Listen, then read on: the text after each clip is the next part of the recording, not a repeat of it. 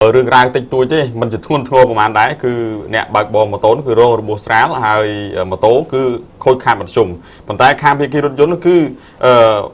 miền ca cho trai kia ô lại kia rồi từ đó pi máu mình đang chẳng mấy mồm trời rồi kia từ bị chọc rừng từ vĩnh hay hai cái cứ cá lớn nơi vì liền máu mà phơi pi rồi máu đắp mà phơi pram thì giúp ngày thìผมbay khai tờ la của lòng máu nó cứ nơi không chẳng mấy một crom hôn mật phone để thân nơi không sản cát lệch muốn crom percent nụ khai percent nụ đây khang phía ký nó cứ rút vốn còn mình như cho trá hay còn mình như vô đáy cứ tẹt tôn tên đường cao dây bị cả uột ang mình xài thùng xài tôi chơi chân từ hai chúng mình hai ca của họ ra chó đấy cứ sầm mặt cái có nơi mà nẹt thiết của lục bàn hai ở đằng đáy tha của họ ra chó đấy cứ bằng co láng đòi rút vốn phía ký mạ brado và po từ pra bẹ sạ lên at mà rồi sam spi son pi một phẩy pi bạc bò đòi bò mình nẹt lẹ cộng bang đã sinh nhán mình prap có rư co mình đó đầm năng tháp phụ ký nước màu bị nà tí rư có chia chôn na miền thần nào vậy đã đo soạn kịch đây rung từ nay chúng tôi nâng bờ pi nẹt xây tiết không súng lệ một pẹ chia nẹt hực hẹ nẹt thúng nẹt đây thui ca thúng đây từ đây bật ra từ đây plei bị chương từ bồn có bàn ta chia ta từ nâng một tô mùi krương mà airblade bật bò của hóm miền sạ lấy bạc bò đau dù chôn mà nẹt không từ đáy bị bồn từ trứng srop từ plei kia đôiบรรดาเอาอยู่บนชนโรงกรุนก็คือโรงระบบสารที่อันมาโตคือคอยขาดมันชุ่มมันจะทนงอประมาณนี้ปนแต่โดยซาแต่เพียกีแต่งปีนี่คือจอจาคืนนี้มันเตยได้โอ้มันลายโหแต่ดอกปีมองไงโน่บานเพียกีคางมาโตนี่คือว่าส้มเตรียมเตี้ยสำนองโหแต่ดอก$80ไอ้เพียกีคางรถยนต์ส้มตรมตาย$70มันงี้เตยคืนนี้บางทีตอนนี้เขาก็มีการอ่างไซผมนูดมีเกยาในสตเตียมเตียทาคำพูดนั่นคือมันแมนโควิดคารถยนต์บกตีให้ก็มันแมนเชื่อการโควิดทนทนประมาณได้โควิดทนประมาณได้คือไอ้โควิดมันโตเราทำมันซุ่มได้นะให้ก็มันโจจามตอนนี้คำพิจารณาตรมเจนตรมตาย$70เต้ให้พิกีคางมาโตตรมส้มตรม$80แต่ใบยมมาโตนั่นจุลปนตายกลายมอบเพื่อโจจาคืนนี้โอ้หมดลายคืนนี้เราตอนปีมองมันเตยคืนนี้สมัยกันสมัยทางเลือกยมมาโตนั่งเยอะตื้อเดสามตุกในสนองการทางนกมาแค่แต่ใบจัดการตามเพลย์บัตรบนโตทิศปนตายคางพิกีรถยนต์ก็พร้อมเจนไพลนั่งเตยตัวเมียนการตราคุมพิสมัยใกล้ท้าหนึ่งเรือยมมาโตหรือก็โยชื่นล้านนั่งเยอะตื้อสนองการทางนกมาแค่ตื้อมีการบองไปจอบเรื่องหนึ่งอะไรแต่มาโดนไปบ่าพอก้นเลยไปจอบเรื่องนี้ยังโจเรื่องมวยตีแปะปอนแต่หนึ่งเรื่องโยธีไปมาดองคือทาคางกระทรวงการพิชิตโลกบาลประเมียนคลางคลังจมปัวกากัดประคายระบโยธีบ่าโยธีบ่าโยธนนั่นนะบ่าโยธนบ่าไทยแล้วนี่คือทาเมียนพานกานำใบเอาคางโยธนนั่งลูกบาประบีวัดประคายระบโลกนั่งตามประปอนธนิกีวิ่งบ่าATMบ่าATMวิ่งมาลองบาดไอ้ดอมอุปนิยุรัฐมนตรีที่บังรัฐมนตรีกระทรวงการพิชิตบานเมียนภาษาประเมียนคลางคลังtừ nơi khung cáchประชุมบกสรุปการเงียเรียกไปผมบุญคายชนปีปอนดับใบกาปีมาสอนมันนั้นถ้าคือห้ามดัดขาด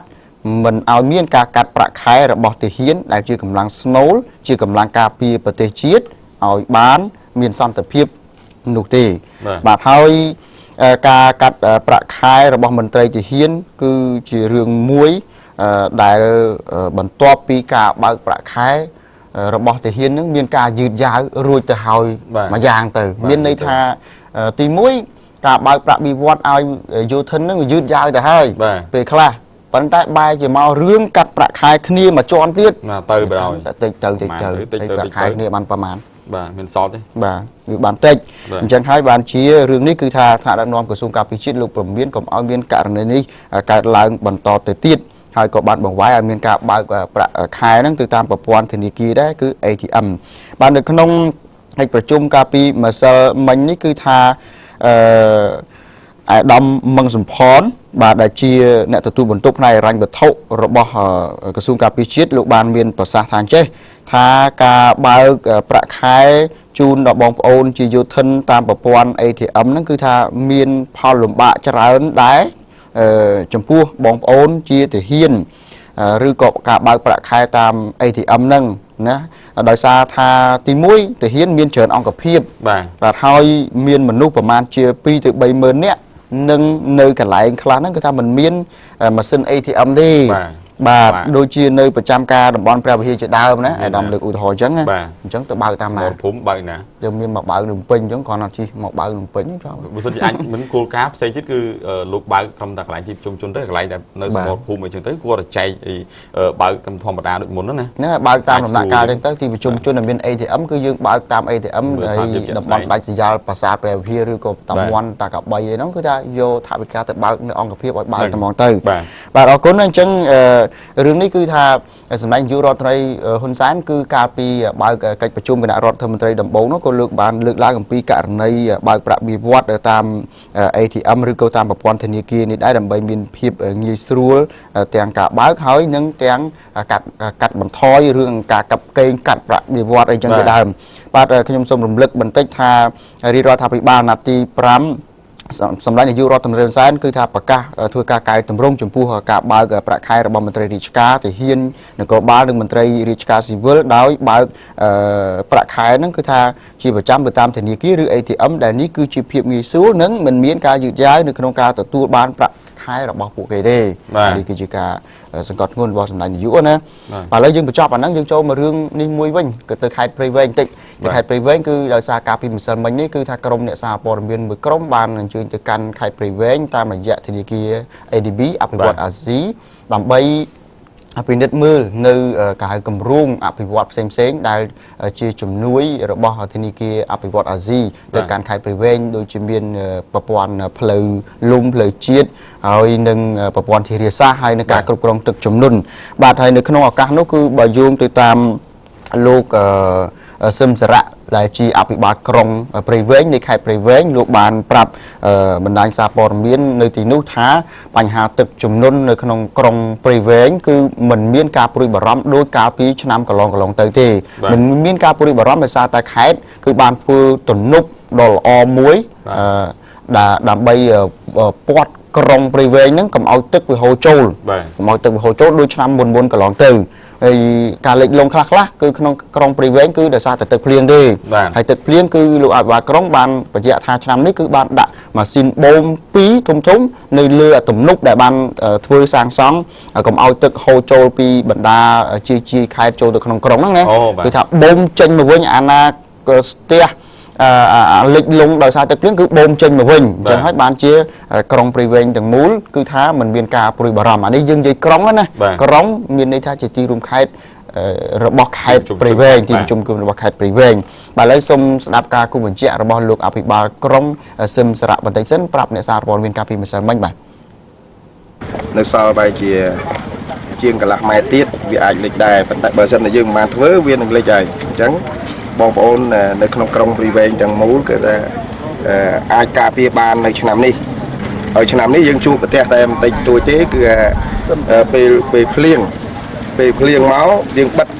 ទឹកខាងក្រៅនេះធំហ្នឹងតែមិនស្រកទៅឃើញក៏មិនយើងឃើញសិតទឹកទាំងអស់ហ្នឹងអញ្ចឹងយើងបិទទ្វារទឹកនេះដល់បិទទៅទឹកភ្លៀងខាងក្នុងហូរចូលភ្លៀងមកវានៅខាងក្នុងយើងបូមតាមនេះគឺខេត្តបានដាក់ម៉ាស៊ីន2គ្រឿងបូមនៅលើផ្លូវយើងនេះបាទហើយបើបាក់គឺខូចហេដ្ឋារចនាសម្ព័ន្ធទាំងអស់នៅក្នុងក្រុងស្ទះដល់ការរស់នៅរបស់ប្រជាពលរដ្ឋតាំងប្រកបរបរអាជីវកម្មស្ថាប័នរដ្ឋនិងឯកជនគឺត្រូវបាត់ដែរតែណាទឹកឡើងលិចសាលារៀនក៏ត្រូវបាត់ដែរបើសិនជាគ្មានទំនប់នេះបាទវត្តអារាមក៏ត្រូវតែអសកម្មដែរវាsẽលិចទឹកបើសិនជាបាក់បាទអញ្ចឹងហើយយើងឃើញថាវាមានប្រយោជន៍សំខាន់ណាស់ហើយដែលបងប្អូននៅក្នុងក្រុងព្រៃវែងសូមអរគុណយ៉ាងជ្រាលជ្រៅបំផុតបាទសូមអរគុណបាទបើយើងតាមមន្ត្រីជំនាញមួយរូបទៀតគឺលោកអ្នកប៊ុនណាប្រធានគម្រោងសាងសង់ទំនប់ហើយនឹងប្រព័ន្ធស្ដារឡើងវិញផ្សេងៗនៅទីទៀតហ្នឹងលោកបានបញ្ជាក់ថាទំនប់នេះគឺថាមិនងាយនឹងបាក់ទេដោយសារតែការកសាងគេថាមានលក្ខណៈបច្ចេកទេសត្រឹមត្រូវដើម្បីជៀសវាងការលិចលង់ក្រុងព្រៃវែងទាំងមូលឥឡូវនេះសូមស្ដាប់ការគូបញ្ជាក់បន្ថែមរបស់លោកអ្នកប៊ុនណាប្រធានគម្រោងបន្តិចបាទការដែលបន្តសាងសង់គឺមានទទឹង4ម៉ែត្រកន្លះឥឡូវនេះយើងសាងសង់ហើយគឺមានទទឹងដល់ទៅ10ម៉ែត្រហើយកម្ពស់ពី2ម៉ែត្រទៅដល់4ម៉ែត្របាទហើយសាងសង់ដោយមានការបង្ហាប់ត្រឹមត្រូវហើយនៅផ្នែកខាងក្រៅនេះដែលការពារជាមួយនឹងទឹកឡើងនេះគឺយើងមានការពារដោយកណាត់ម្យ៉ាងគឺជាឧទ្សាហ៍ដើម្បីការពារទឹកកុំឲ្យហូរចូលហើយចោះយកដីទៅវិញដែលយើងឃើញនេះគឺបានថាមិនត្រឹមតែការពារក្រុងទេយើងចាក់ជាកស៊ូ DBSC ដើម្បីជាផ្លូវវាងបាទផ្លូវវាងក្រុងបានន័យថា ចេញពីផ្លូវជាតិលេខ11នេះមកយើងវៀងក្រុងមកផ្លូវជាតិលេខ11ទៅខាងនោះវិញបាទអញ្ចឹងធ្វើឲ្យចរាចរណ៍នៅក្នុងទីក្រុងព្រៃវែងទាំងមូលនេះมันមានការរាំងស្ទះដូចសពម្ដងលួចលើកមុនទេបាទឡានធំគឺយើងបានចលៀសចរាចរណ៍ចេញខាងក្រៅបាត់យើងសង្កេតឃើញថាពីស្វាយអន្តរមកក្រុងព្រៃវែងយើងឃើញមានការដ្ឋានសាងសង់ស្ពានជាច្រើនកន្លែងហើយនៅខាងផ្លូវពីក្រុងព្រៃវែងទៅ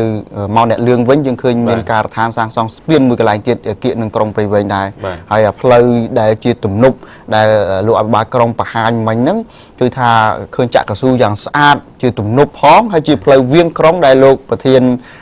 លោកបានបញ្ជាក់អំបញ្ញមិញនេះគឺជារឿងល្អមួយសម្រាប់ខេត្តព្រៃវែងដែលមានការអភិវឌ្ឍប៉ុន្តែខ្ញុំម្សិលមិញនេះបាននិយាយថាផ្លូវពីអ្នកលឿងមកក្រុងព្រៃវែងវិញកន្លែងខ្លះឃើញបាក់ជាអញ្ចឹងមន្ត្រីជំនាញជួយមើលកន្លែងហ្នឹងផងខ្លាចបាក់ទៅវាកាន់តែច្រើនណាអាបាក់ជាផ្លូវតិចៗណាបាទអរគុណអញ្ចឹងសូមអនុញ្ញាតបញ្ចប់ដោយសង្ខេបប៉ុណ្ណឹងសិនចុះបាទបាទឥឡូវយើងដល់ម៉ោងហើយបើសិនជាអាចបន្តទៅមុខក៏មិនទៅដែរឥឡូវមានជួបក្រោយនៅវគ្គក្រោយយើងនឹងបន្តជួបភ្នាក់ងាររាយការណ៍របស់យើងនៅតាមបណ្ដាខេត្តមួយចំនួននៅពេលនេះសូមអនុញ្ញាតសម្រាប់បន្តិចសិនបាទ